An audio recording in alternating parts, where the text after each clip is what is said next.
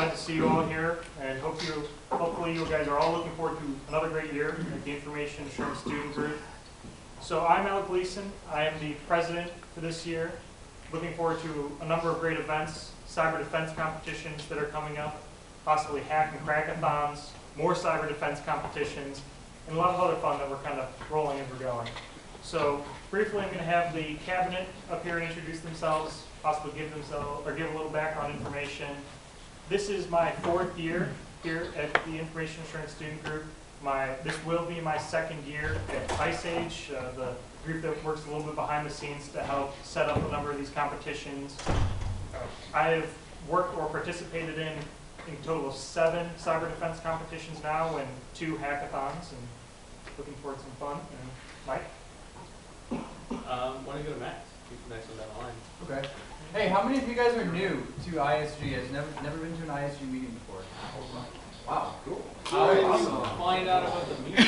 Yeah, how did you find out about it? Seriously, someone tell me. Rocket friends are awesome. So brought you? By email. Okay. Right on. All right. There we go. That guy. All right, my name is Max Peterson, and I am the vice president here at IASG. This is also my 4th year, as is Alec. And I am also in ISAGE, or kind of help lead the ISAGE team in setting up CDCs and whatever else Doug wants us to do. Do you guys all know who Doug Jacobson is? Raise your hand if you don't know who Doug Jacobson is. Okay, he's a professor in electrical and computer engineering, and he's the head of the information assurance department, and he is our faculty advisor for IASG, and he is also in charge of the ISAGE group that we work for. So yeah, we're just getting the CDC set up now, and we're looking forward to that, and I hope all of you participate. I'm Ben Moormeyer. I'm the treasurer for IASG, and I've been with the club for 3.5, 4 years, something like that. Done, oh man, I don't even know how many CDCs I've done, probably 4. So, yeah. And, Michael? I'll go. yeah. I'm Michael Davis. I am the web chair this year. This is my 4th year on the cabinet. 1 year as secretary and 2 as treasurer, and now web chair. The kind of jobs that don't have a whole lot of responsibility, which I like. Honestly. Senior in software engineering. It's my last year here. Lots of CDCs, 1 nationals, couple times. So big. That's it for me. I'm Matt Schlew. I used to be the president of this group a couple years ago. I am a grad student in computer engineering, doing the information assurance program under Doug. I'm an ISAGE employee, which means I help set up a lot of the CDCs and work in the research lab with Doug a lot. Let's see. I'm going to be the director of the fall CDC this year, so you can direct your complaints and questions towards me. And we're going to talk later a little bit more about that and help you guys get off the ground with that. Who's done a CDC here before? A lot of people are okay. So those of you who haven't, you really should do it this year. I can't even tell you how much knowledge and experience you gain from them. It's insane. But anyways, yeah, that's all for me. Okay, I'm Steph Bissinger. I'm the secretary this year. This is my 2nd year on the cabinet, my 3rd year at Iowa State. I'm going to be doing a lot of running the camera, like what you see back there, and hopefully I'm going to be putting the lectures up on YouTube. If you look up some of the DerbyCon videos, it's going to be sort of that style, so we're going to have the slides on one side and the presenter on the other. So I forgot to completely say what I do for the club. I'm the public relations guy. So I'm going to talk to all the companies and makes all the contacts in the industry and brings in people to talk and funding for our club. So I think we're now, like when I first started, we had to students had to pay an entry fee to CDCs. And now, like when Matt Sullivan here is president, we started a tradition of bringing in money from companies, and we all are self-funded now. We don't have any GSB money or anything like that. So yeah, it's pretty cool. I'm Zach Westfall. I'm doing a victory lap at Iowa State in MIS. I'm the part of the event chair and social chair, I think, also. Just events. Just a minute, I'm trying to spend some hours here.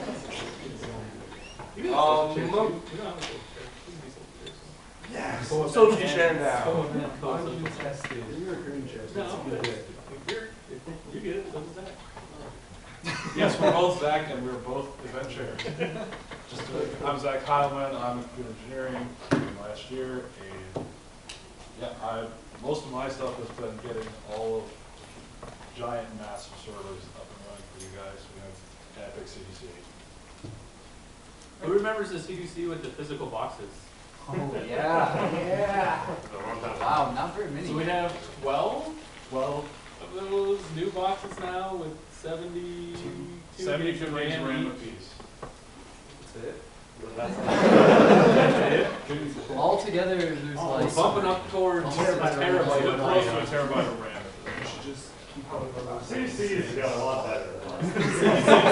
So for those of you who remember when you only had like 6 gigs of RAM to play around with, that's gone. You've got about 24. I remember when the max was You got 24 gigs to play with. So it will be much better. Windows is doable now. Also, I just want to throw out there, for those of you who have been here in the past, we kind of had a talk at the cabinet meeting that we want this to be more of like a open forum sort of meeting instead of like a classroom lecture. So, because we like, just shooting shit and talking about cool stuff. So, if you guys have things you want to just say while other people are talking, like just raise your hand or interject or, ask questions. We want it to be more of like, kind of get to know everyone and have it be more of an open forum. And hopefully we'll have a little bit more time than in the past for just kind of talking, discussing, networking, whatever it may be. So a few of the events that are coming up here in the near future. Tomorrow, as many of you well know, is Club Fest. And that's going to be from 11 a.m. to about 4 p.m. We will have a booth set up there. Hopefully we'll have a fun display, so if you guys want to come hang out with us, feel free to do so. I'll be there all day, and I know a number of us will be there as well. I know Thursday we are having a meeting in Marston 207, right? And what we're going to be doing there is further introducing the cyber defense competition, which Matt will be explaining a little bit here today. We'll also be allowing kind of some time for teams to form during our club meeting. Have some of the captains come up and introduce themselves, kind of explain what they've done in the past, and trying to build some teams. And most notably, remote setup for our cyber defense competition starts this Friday. So any of you guys who are interested in teams, sign up is now open, and I know the link has been spread around through the email, and we'll be sending out more links and more information as time goes on. So please get signed up. For more of that information, I'll turn that over to Matt. I'll use the CDC now. Yeah. All right, cool. Yeah, let's talk about cool and CDC stuff quick. So, so how many people haven't done one though? You people have no idea what a CDC is. No idea. Okay, cool. The CDC is the cyber defense competition, and those are set up in the format of you have 3 teams in there. You have a red team, which is hacking into computer systems. A blue team, which is going to be the students, which are building and defending. Several blue teams.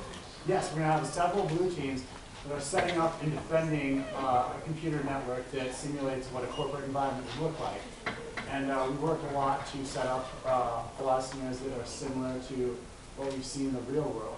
And then we also have a green team now, which is going to be simulating typical users you'd see on a corporate network. So people checking their email, programming code, things like that.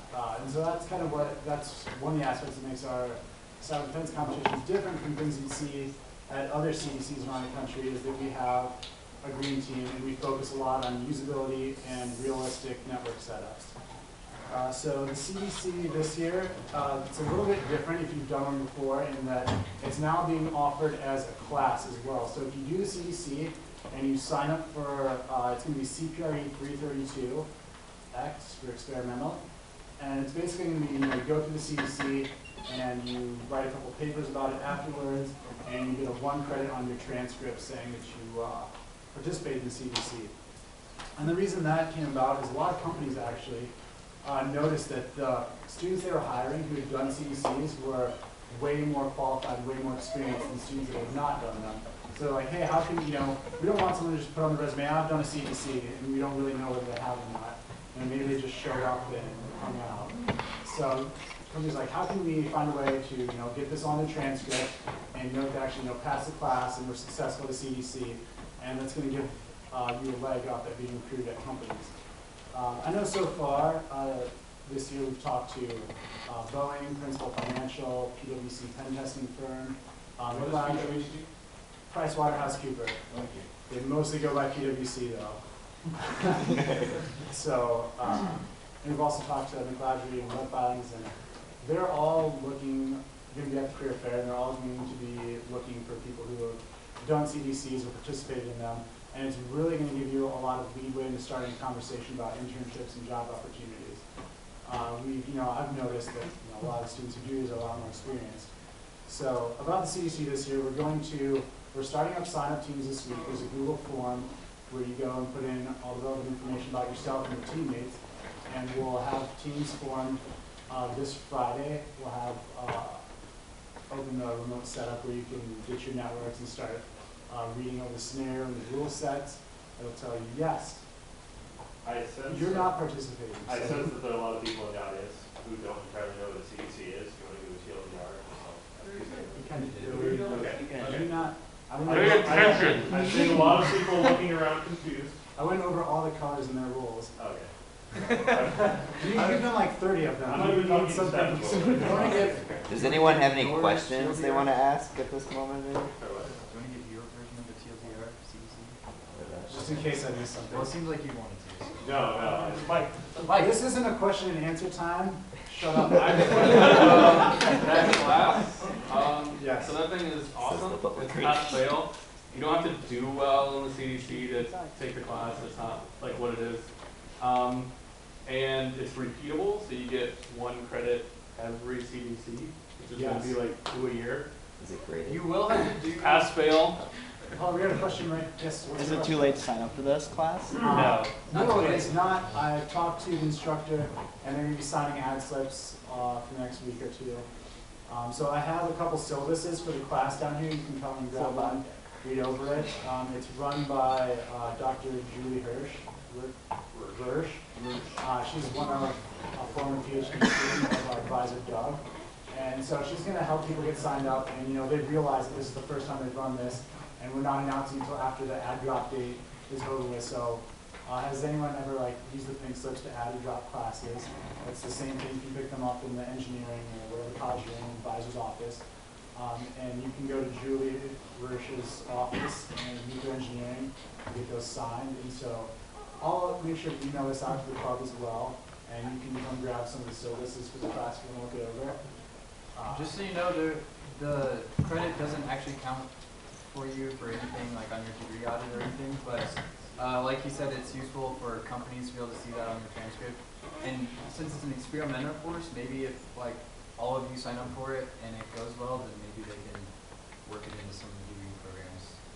But yeah, it doesn't count for anything right now.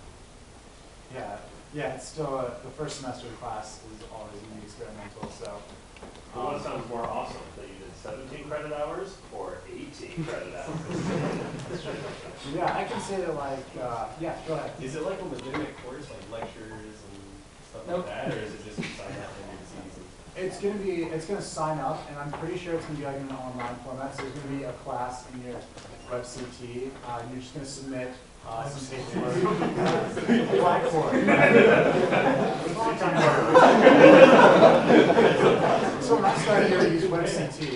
But you're going to submit your paperwork for it through Blackboard. I think they're going to have you write a paper about it with your roles and what you did.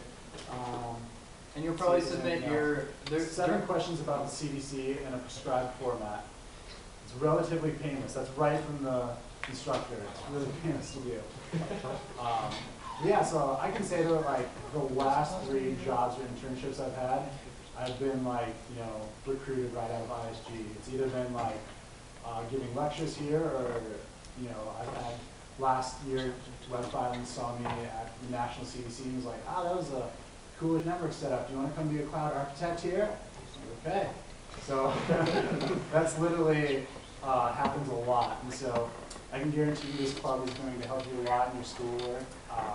It's going to give you a lot of the extra experience that you're never going to get in the classroom here with servers and system administration and things like that. So I think it's going to be a great opportunity. And you can keep, so back on the sign up thing, we'll email out the Google form, again, just sign up for that. And you can keep adding people to your team all the way up till the day the competition starts and stuff like that. So if you have any questions, just come talk to me afterwards. Otherwise, you probably won't get for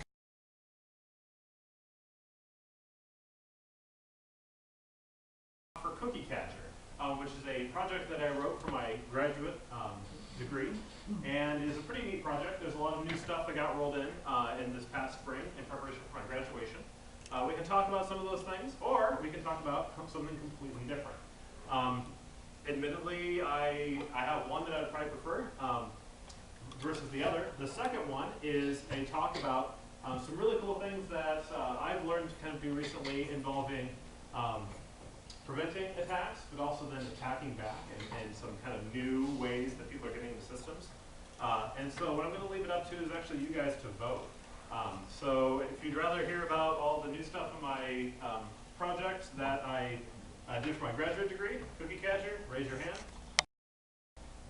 I don't want to give a talk here. And the second one. All right. I figured that would happen, so I made slides for one but not the other. So with that in mind, we're going to talk about nobody panic, all hope isn't lost. That's really getting washed out there. All right, we'll do that. Nobody panic, all hope isn't lost. Today's topic is going to be covering some more advanced topics in computer security. I actually was timing this presentation for right now before we have our large recruiting push and then have a lot of newer freshmen come in and newer individuals who maybe aren't familiar with computer security. So for some of you that are a little bit newer here, I want you to yell out any questions you might have. I know this kind of area right here is newer. If you have anything, please interject, let me know. I'd be happy to explain it. And then for the rest of you who maybe been here a while, I hope this is a fun presentation and takes some of your knowledge and then extends it a little bit further. All right, so we're going to dive like straight into the topics, and we'll start right here with why my mouse isn't allowing me to click the next slide. There we go. Hacks indeed. RF hacks. So one of the things that has been really interesting in computer security of late is that, and maybe you've noticed this, we're doing a worse job at it in many ways.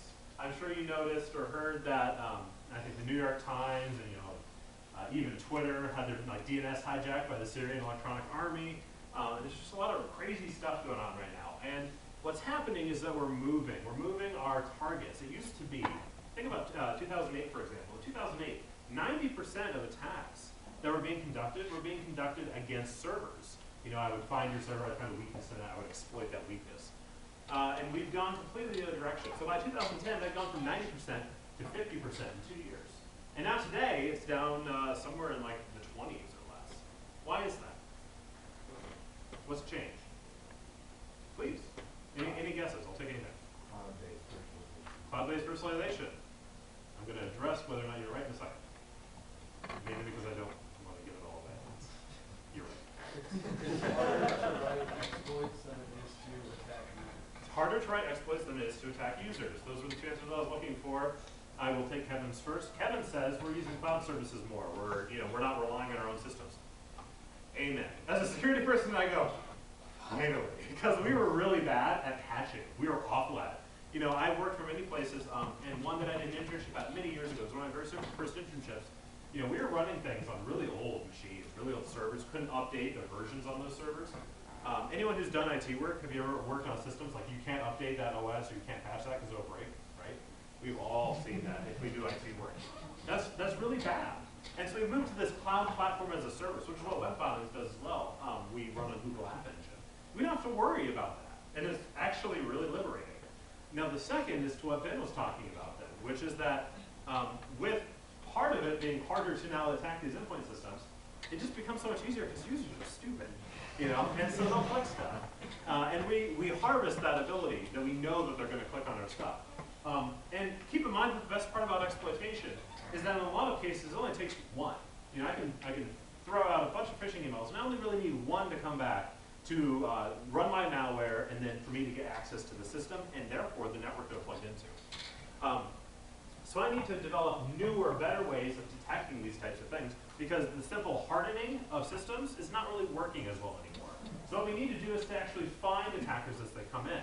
Now, a lot of ado has been made about something called intrusion detection systems, or IDS. Now, IDS is, the concept behind it is that I see some sort of anomaly. Hey, that person's not supposed to be going to that server, and it just immediately lets me know it's illegal. Now, the problem with IDS is that they're notoriously hard to calibrate. As you can imagine, you might just throw one of these on your networks, and it thinks everything is horrible. Oh my gosh!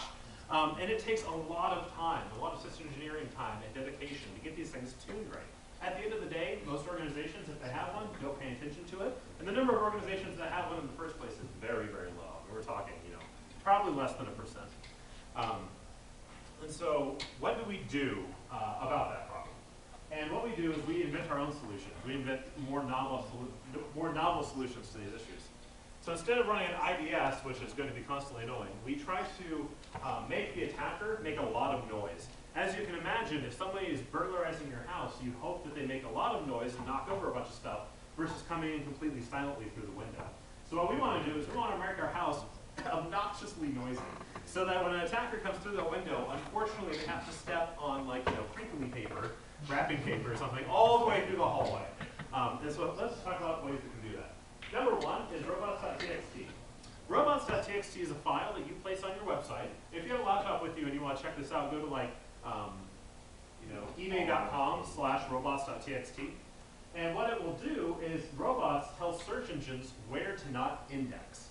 Now, search engines can obey this or they can ignore it entirely, but most good search engines like Google or Bing actually do obey these files. Now, it's very popular for a lot of frameworks or even just web developers that they put things like where their admin panel is located at in a robots.txt file. Now, an attacker, that's the first place I will look. If I'm going to attack a website, probably the first place I'm going to check is like, all right, where are you telling me not to go? And then I'll check your robots. And I'll see that it says, hey, robots, never go to /admin. And I'll say to myself, well, God, now I have to go to /admin, don't I? It's kind of like playing hide and seek with a toddler. You know, they're behind the curtain. It's like, well, you can't see my admin. It's not Google searchable, you know, but I'll just look for the file saying that that's where you're at. Now, I can actually use that to do a lot of interesting stuff if I'm on the defensive side. So, now I'm a sysadmin, or I'm a programmer, and I want to make the attack make a lot of noise. What I'm going to do is randomly generate 3 links in admin. There are actually frameworks that do this now. I'm going to generate page logon, settings, and status logging. And those 3 will link out from this first page. And I will click on one of those. I get to page logon, and guess what? There's 3 more links to 3 completely different places. If you've maybe caught on by now, what's happening is that, I'm sorry, just one second. I need to get my notes pulled up here. If you haven't caught on, what's happening is that I am making the user go into an endless pit of hell. They're going to keep clicking links in admin that don't go anywhere. And they, as a human, might figure that out pretty quickly. But as a human, what I'm actually probably going to do to attack a system is scan it with an automated tool first. And when I scan it with my automated tool first, what's going to happen is I'm going to say, oh, there's something bad here. Automated tool, go look at admin and see if you can find something bad to do. Automated tool will attempt to enumerate all the pages it can go to. If I'm randomly generating links that randomly work, my tool will never finish. And in the meantime, it will generate a crap ton of traffic. I mean, like, you know, I had 3 people go to admin today from that IP, and then the other 199,000 came from this IP in Chechnya. Now that's going to be something that I maybe notice. Maybe something that I notice. And as an attacker, you know what that's going to make me? It's going to make me very sad. So I want to do these types of things. And the best part about this system is not only does it make the attacker sad, but meanwhile, my logging system should be watching my logs for this type of thing. If you've ever heard of, like, there's a data program called Splunk. Splunk is really good at looking for anomalies. You can say, hey, anytime you see somebody visit this area more than 40 times, shoot me an email. Or, hey, they're visiting from this IP. Splunk is even so smart that you can install modules that make it look for the location you're coming from. So you can say, hey, if anyone goes to my admin panel who's not in the state of Iowa, shoot me an email. These are really useful types of things to have. Now my logging system should be freaking out while this spidering is going on. It should be firing off automated alerts constantly to my admin saying, hey, someone's doing something bad. And you can do two ways. You can either look at these alerts and acknowledge them and go about your life, or you can have an automated system in place that maybe automatically bans that IP address. And so that's going to slow down an attacker immensely as well. All right, now let's talk about another defense mechanism that's incredibly effective and yet really stupid. So, this is Nicto, a web application scanner. Now, if I ask Nicto to go give me a page, it's going to say that it's from Nicto. That's my user agent. So if I had visited this in Firefox or Chrome, it would have said Firefox or Chrome up there. But I'm actually using the attack tool Nicto, and the attack tool announces that it's Nicto, which is, that's pretty awesome. And so what I can actually do is block these malicious user agents or these attack tools. Now, a really good attacker won't be stupid enough to use Nicto when it's announcing it's Nicto. They'll probably recompile the source code and insert a user agent for like Chrome or IE. But for, unfortunately, the other 99% that don't think of that, this is a pretty effective means to find out that somebody's scamming you. And it's really good for, like I said, the 99% of basic attackers, anonymous, low-sec, or angry high school, college students. And I'm going to say also, there's just a lot of people in the, like the Ukraine and Russia that just like randomly throw stuff out there and see what comes back. And so these are really basic methods. Like, all right, I see somebody from, that IP is running Nicto against my server. Probably shouldn't allow them to do that, And so you can create automatic banning rules based off of these types of things for your system admin. Does anyone have any questions about any of that stuff we talked about so far? Some of these newer defense techniques? Yeah. What types of frameworks and tools would you use to implement it? What types of frameworks and tools do you use to implement it? So there's one that exists so far, and it's written in PHP. I actually can't remember the name of it right now, and it's not very good. It's not very convincing. You could actually write your own in pretty much any language in 5 minutes and make it look a lot better. You could theme it with your site and the whole 9 yards. Because pretty much all you need to do is say, anytime someone goes to /admin, just generate pages with links. And you can have your handler do all that. So if you're using a framework like CakePHP or Django or whatever it might be, you can probably just write that functionality into your framework in 2 seconds, which would probably be the preferred method versus running something out of the box anyway. Was there another hand I found? Sorry. Any other questions? Cool. All right, so for all of you who are new, raise your hand if you're new again. All right, so take your hands down. Now put them back up if you're confused. Awesome, we're doing all right. Okay, why are you confused? Let me know. All new to you? That's totally cool. Do you know what an IP address is? Fantastic, you're good to go. My goal for the first meetings especially is like, all right, don't scare the crap out of everybody so they never come back. Yeah, like that. Last year was a little rough. So, one of the things that I want to impress on everybody here, especially if you're first time here, when I got into computer security was exactly, pretty much, 6 years ago. When I started school, I attended my first IASG meeting. I didn't know anything about security. I did a cyber defense competition, and by some weird glitch in the matrix, my team actually won, but that wasn't so much me. My team captain, it was awesome. But keep coming to these things, keep coming to the meetings, do a cyber defense competition. You'd be very surprised how quickly you can really get in the know. All right. So let's talk about finding people you don't like, or maybe people who are attacking you. Let's say that there is somebody doing a very persistent attack. That door will be the end of all of this. She tried to get up and leave all quietly. She was like tiptoeing out, and then she forgot to shut the door. Also, like, sorry, I know this is a really strange comment to make, but I remember when I started in this group, we didn't have any girls come to any meetings for like the first 3 years. And we're actually like, females are now coming to ISG. Like, yes, we have a better ratio. So females and males who know females, get people involved in this. There's like 4 girls in information assurance, and I'm sure that's really weird for them. Am I wrong? I don't know.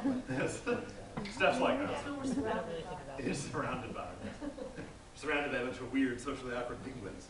All right. So, somebody enjoyed that. I was like, who's laughing?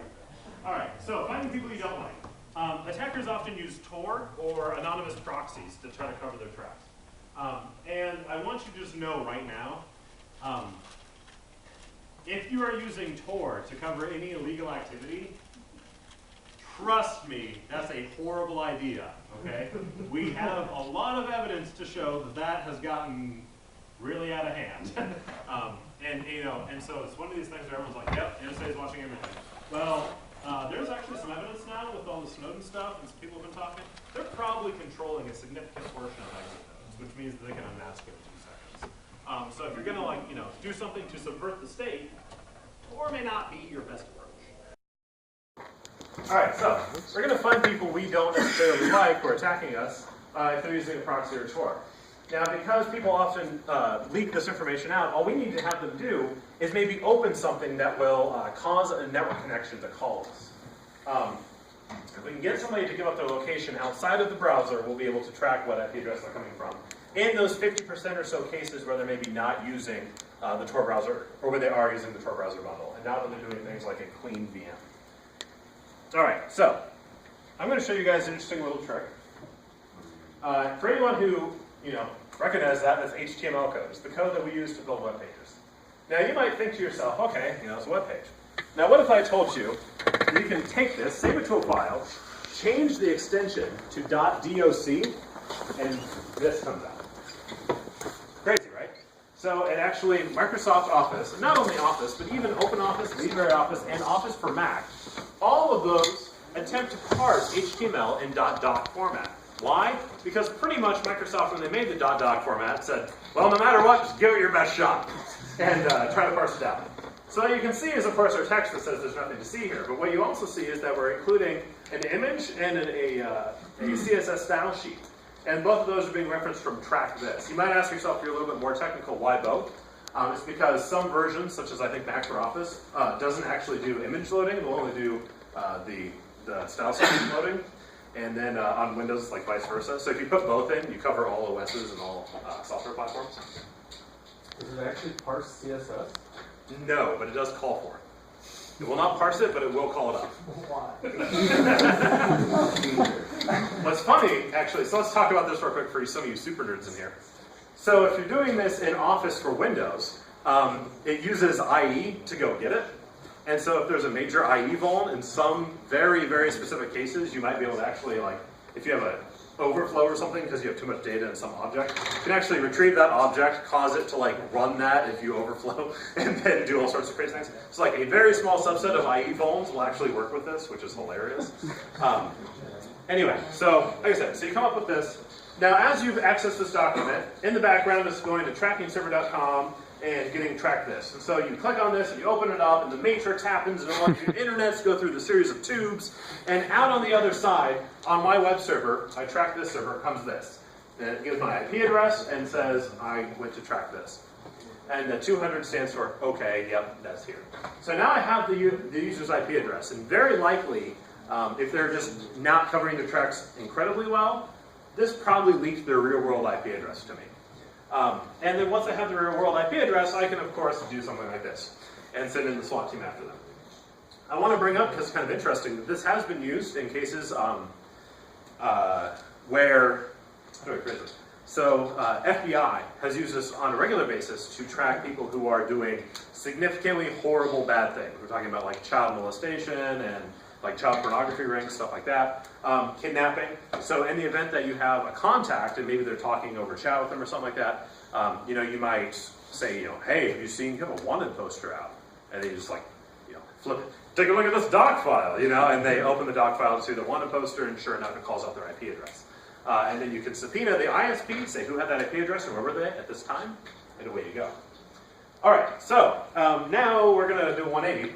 We're going to talk about warning banners, and then we'll come back into something really cool, I promise. So warning banners.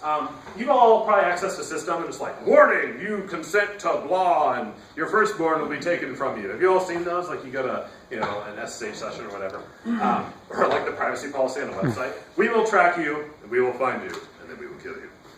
We possess a very specific set of skills. A common one recently has been, you agree to our cookie policy. Yes. Why is that? That's a good question. it's either the British government or the EU made it so that that was necessary to be, that you actually need to tell the user whenever you use it. It's the EU cookie policy, which we actually have to abide by at work now. Yes, where anytime you're putting cookies on the thing, you have to like make your user consent to it. And of course, like any good piece of legislation, there's huge loopholes that nobody quite knows when apply. That's great. And so one of the loopholes is that if you need it for the correct operation of your application, then it's okay. You don't have to ask for consent. So if my application, like when I log in, it sets a cookie to say that, hey, Matt, you logged in. I don't have to get your consent for that. Now, maybe I could claim that when I'm doing Google Analytics on you, I have to have that for my application for some reason. And if you can argue it in the court of law, you might be. But like to my knowledge, there's never been anyone even taken to the court system yet for this, so we'll see. But anyway, so if we have warning banners, what they usually look like is, I got out of sync here. So this is what a warning banner might look like. And this is a good warning banner. It says, by accessing the system, you consent to monitoring by Umbrella Corp or whatever, and by software and other means. Software and other means is very important. You know why? Because what I'm about to do is tell you guys how to inject software onto an attacker's computer. Yay! Okay. You're supposed to be more excited than that. Like, oh, yeah, that's awesome! So if we say that we're going to consent to monitoring, we're going to check the system, we can do a lot of interesting stuff. For example, OpenVPN. What I might do if I want to find out if someone's getting into my network is I might leave valid OpenVPN client credentials to sit in a zip file. If I'm an attacker and I see that, I am definitely trying that key and I'm definitely trying to get into your VPN. Now what's interesting about OpenVPN is you can actually, as the server, push commands and scripts that the client must run before it can connect to you. And that's really useful, as you can imagine. And so if I consent to monitoring as you start connecting to my OpenVPN server, I can make that OpenVPN script run something that maybe calls out your IP address or whatever it might be. We'll talk about some other cool things we can do in a little bit. The other thing is Windows Network Access Protection. Now you see this a lot less often, but Network Access Protection is a kind of protection. In some networks, when you plug in, you actually have to authenticate first. You have to type in username and password. And it's not like what you've probably seen at a hotel. It's a little bit of a different technology. But this technology is probably going to become a lot more prevalent, especially at places like schools. In fact, if you've seen the EduRoam, whatever it is, wireless network, it actually uses a technology called Radius to authenticate you. And that can be tied in with Windows Network Access Protection, actually. In fact, it might already be here at this campus. And what that says is, hey, you're connecting to my wireless, you're connecting to my network, great. I have to check some things in your system first, and then it doesn't. So, a good way to be able to run things on an attacker's computer is to give them a message like this, and they click accept. Congratulations, they just accepted monitoring. If you didn't have something like this, and they connected to your network, and you tried to monitor the computer, legally speaking, you might actually be in some pretty deep trouble. And so by doing a statement more like this, and of course you'd have to talk with your legal team, but it gives you a little bit better out. Now, something you can do is something like this, where you say, by accessing the system, you consent to the installation of a virus or something like your hard drive. Now, you can't do that, because it clearly has no valid purpose, right? That's clearly a malicious action. But you can say that this top one here is something that you would do for all your employees. You couldn't argue that any employee accessing your system, you'd wipe their hard drive. Though some of us sysadmins might find that easier to get rid of all those toolbars you might install. All right, so now let's tiptoe. Yes? So you said by software and other means. And I definitely see, you gave some great example of some creative uses of software, but what do you mean other means? So this gets into legal gray area. Turn on your microphone or your webcam. So mostly software. Other means is, I don't know, just put that there to cover all the bases. Like I said, you would never actually want to try this on seeking legal counsel first, but if you're a company, you can certainly try it. Anyway, so we're going to tiptoe down towards illegal. It's not illegal, we're just really close. And so at this point, you have to be very careful about what you're doing and what intent you have. So once again, if you erase your attacker's hard drive, that's malicious intent. If you're validly trying to attribute who is accessing your network, then it's okay. So we're going to do some things that maybe attribute you to my network. So I might create what's called a honeypot. I'll have you get on my network, enumerate it, and what's the first thing an attacker will do if they find this page? Admin. More specifically, they'll probably Google for the credentials of this page, which are, they try admin on the first go. So what I do with my fake Cisco page here is I accept that. Yep, admin. What's the second thing the attacker will do when it asks them to run the Java prompt, which says, go ahead and run the client software here? They're going to click it, right? They're going to accept the risk, and then they're going to hit that run button. Now, if you've ever done sysadmin work, you know that a lot of the legacy management tools are Java-based, right? Your switches you would probably manage in Java or those types of things. Now, any attacker is just going to hit run on this guy. But what this actually is not a real management software. It's software that I have written. It is a malicious Java applet. Now, when somebody runs a Java applet on their computer, it actually is the same permissions level as any other application. If they downloaded an exe and ran it, Java can have the same permissions as long as you click this yes button right here. Now, once they've done that, we can do all sorts of interesting things. Now, the first thing we can do, which is one of my personal favorites, is take the screenshot of all of their monitors. In Windows, this is really easy. You actually send the print screen key and emulate that key press. Windows will pick that up, take a screenshot of all the monitors, nicely, beautifully laid out, and then I will actually dump the clipboard contents into a buffer, and then I'll send that to the server. Now that's on Windows. Thank the Lord, Mac makes it so much easier. I can just call a shell command and it's done. Mac, I'm like, give me a screenshot. Here you go. Thank you, Mac. You are less secure. I know. I'm just trying to get these guys. Hey. Just trying to get these guys. Fantastic. So, it just works. Exactly. Now you might be asking in Linux, how does it work? Once again, Linux, same thing. If you're using GNOME or KDE, there are specific commands for each of those that you have to call from the command line. Just same as Mac. Anyways, I'm also probably going to get the username. Now this one's really important because stupid attackers' computer names will be like Matthew Sullivan Laptop. I gotta be honest with you guys, I occasionally do some things that I'm like, I'm doing responsible disclosure. I see something, kind of start down the rabbit hole, like, okay, this is a problem. And then I contact usually the company involved and say, hey, I think you have a problem here. But when I'm doing that, I'm doing all that with my real name just on my computer. It's Matthew Sullivan. Now, I'm not trying to hide my tracks. I want it to be very clear and transparent, so if anyone ever gets pissed off, I'm going to say, look, I have the knowledge to cover my tracks, and I chose not to, so clearly I didn't have malicious intent. And so hopefully an attacker is dumb enough to be using their local account or something like that with the username on it. And this comes down to an operational security standpoint. A real strong attacker, of course, wouldn't use even their real computer. They'd probably be attacking through a VM that they then deleted or something. But thankfully, attackers are sometimes stupid. So. Now the other thing we can do is we can just get the host computer name. Now the MAC addresses of surrounding Wi-Fi access points if it's a laptop. Now I can only get this if it's a laptop or a desktop with a Wi-Fi card. My question for you guys is, why do I care? Why do I want that? Yes? It's like Google, I know, has the databases of location data for access points, all that stuff. He nailed it. So every time you're on your Android or iPhone and you start the Maps application, it looks at the Wi-Fi all around you, takes all of those SSIDs, correlates it with your GPS location, sends it to Google. Google then aggregates all of that data. Try turning off your GPS sometime and just going on the maps and say, hey, where am I at? And if you just have Wi-Fi on, it'll be accurate every time. Every time. You can actually, in the UK, on my honeymoon recently, I went to Scotland with my wife. We didn't have, cellular service over there, but I have Wi-Fi sometimes, and so I would preload Google Maps of the areas we were going to be going to, and then I would just have my GPS turned on the phone. And, sometimes the GPS would be cutting out. It was like a cloudy day. I could just turn that off and just have the Wi-Fi around. Couldn't connect to any of them. They were still perfect. I was able to navigate the entire city of where we were most of the time. No problem. Not even having the GPS on, which was pretty cool, but also terrifying. So with that same knowledge, I can actually take all of these SSIDs that I've taken off the attacker computer, and I can load those into this API. It's publicly available. Anybody can call it anytime you want.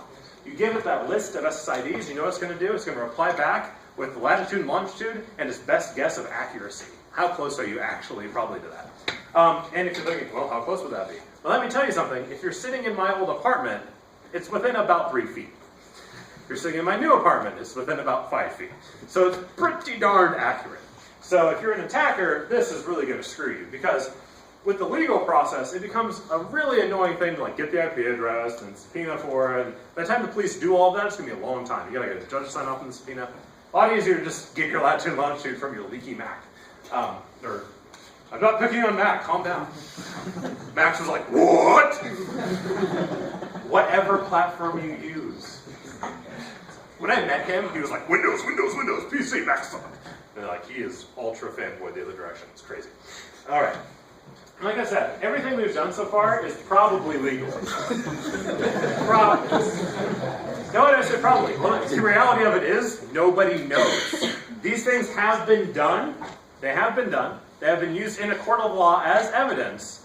And so far, no one has ever challenged the legality of getting this information. No judge. What I should say is, we don't have a situation where you have like a split circuit court, for example. Sometimes in the court system, we have a ruling and then an appeal, and they go up to a circuit court. We have the cases in this country where one court will decide one way, one court will decide the other way, and then nobody knows which way the precedent is going to lay. And oftentimes it has to be like up to the Supreme Court or another court level before somebody declares, like, okay, this is just the way it is. By the way, if you compete in the CDC, the white team court will say, no, we don't need those two red teamers.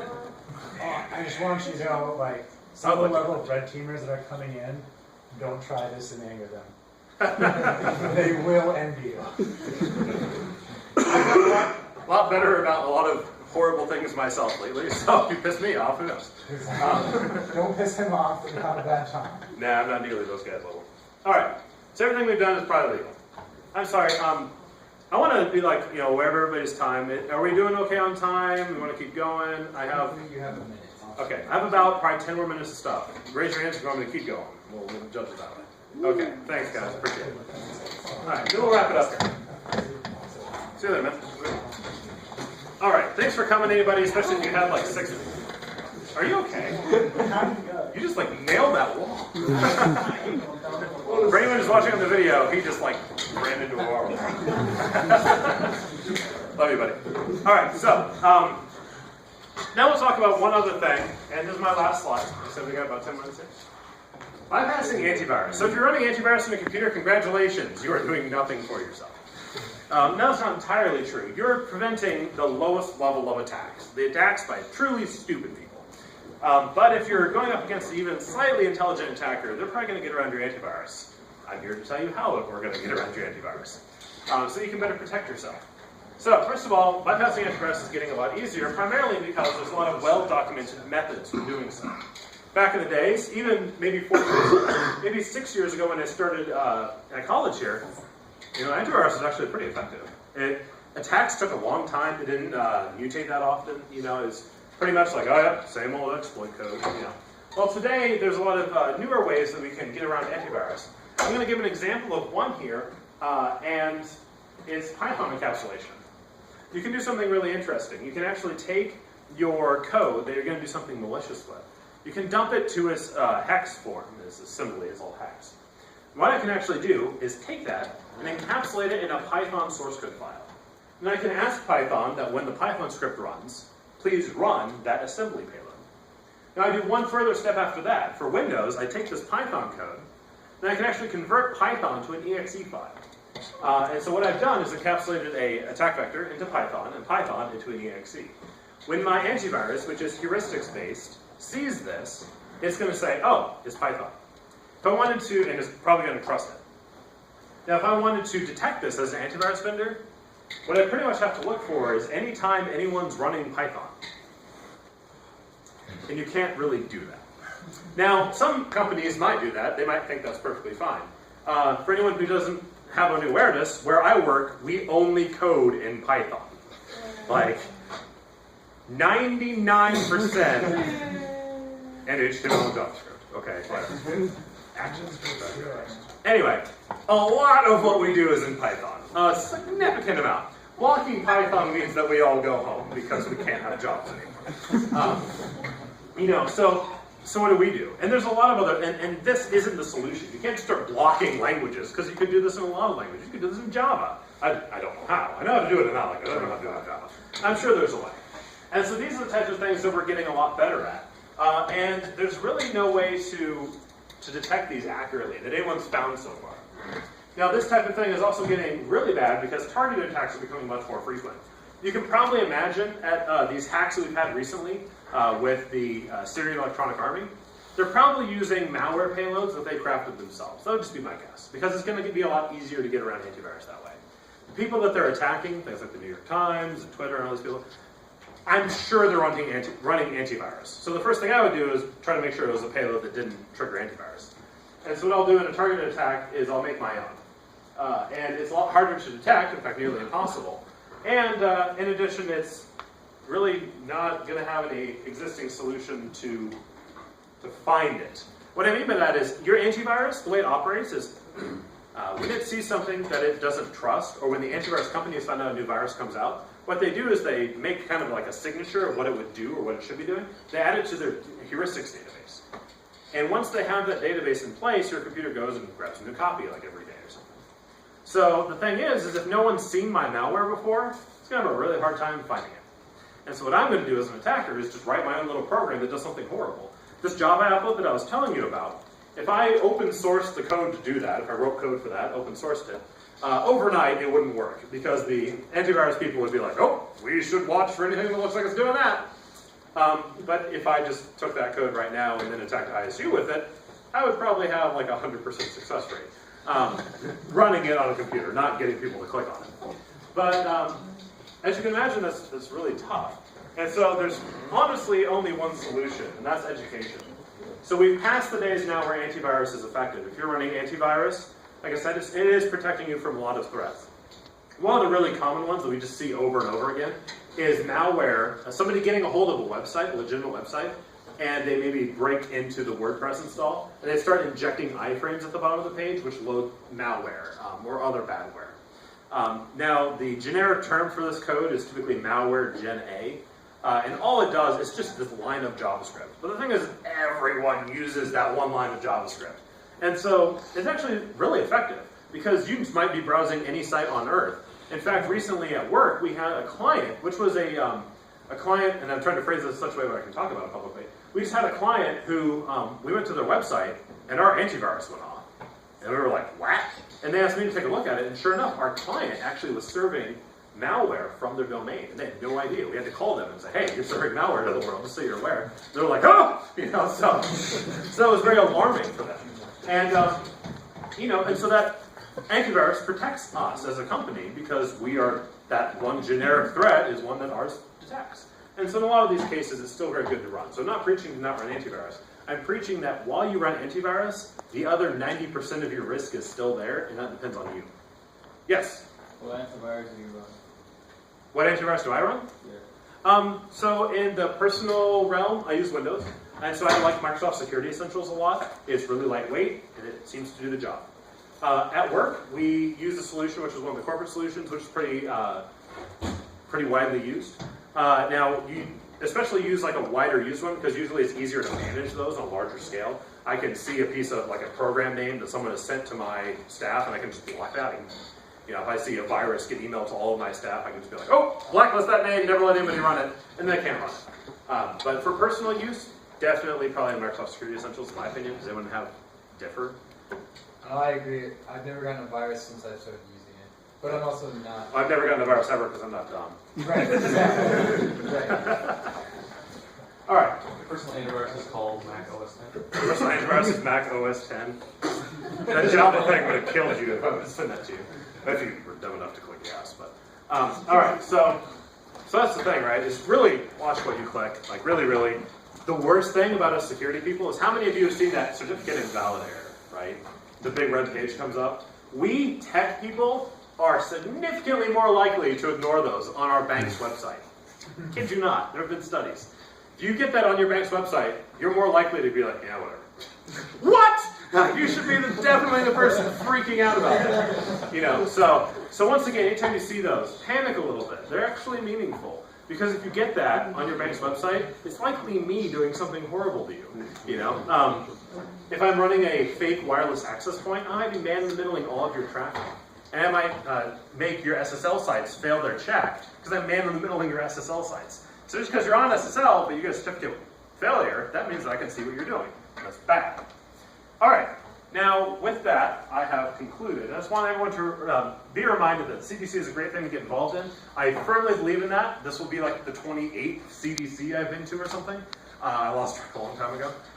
They're a blast, and you'll learn a lot. Thanks for coming. I really appreciate it. Make sure you come to the next meetings. If you have any questions, come up here and let me know. Otherwise, have a great afternoon or evening. Thank you again. 15 people. Oh, sorry. Please clap.